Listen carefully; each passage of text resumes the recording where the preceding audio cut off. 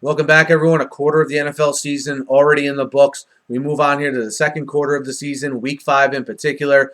This previews for the game, the Thursday night game between the Minnesota Vikings and the Green Bay Packers. This game will take place in Green Bay. Both teams at 2-2, coming off big wins last week. You had Green Bay beating Chicago, and of course you had Minnesota at home with an impressive win over Matt Ryan and company, beating the Falcons big time in Teddy Bridgewater's debut.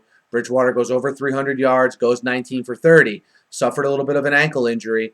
You would think he'll at least be feeling some of the effects of that ankle injury at minimum as they head in on the short week, all right, to Green Bay. So that bears monitoring, first of all. Second of all, for the Vikings, for me, to keep this game close, they need to establish the run like they did against Atlanta. They played a very high-powered offense last week, but Jerick McKinnon and Matt Asiata were able to help out Teddy Bridgewater a lot by getting that running game established early. And I think it's something they need to be able to do to even be able to hang with the Packers. Because I think to ask Teddy Bridgewater, a rookie going in there in general, never mind the fact that he's hobbled, to ask him to go toe-to-toe against Aaron Rodgers, I think is asking a lot. And another thing they did to Matt Ryan last week from a defensive standpoint was force turnovers. 2 interceptions by Matt Ryan last week. Can they go, this defense now, take their show on the road and do the same to Aaron Rodgers? I think that's going to be a tall task. The focus of that Vikings defense should be on the wonderful receivers of the Packers,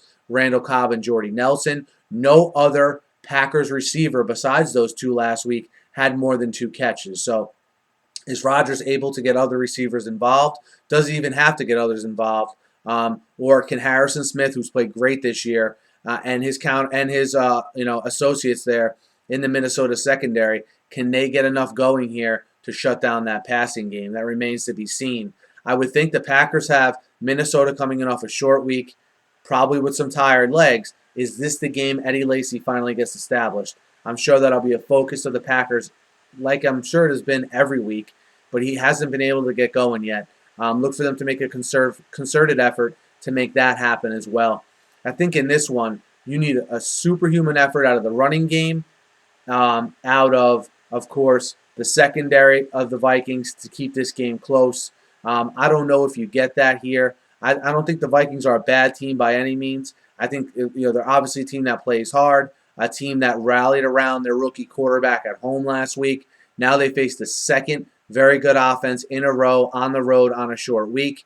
I really like Green Bay in this game because I like what I saw from them last week. I thought they got into a rhythm passing the football.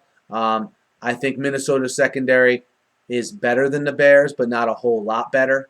All right, so I like Green Bay minus the 9 at home to beat the Vikings. Guys, let me know what you think. Hit me up in the comments. Hit me up on Twitter. I preview every game every week. Always talking the NFL.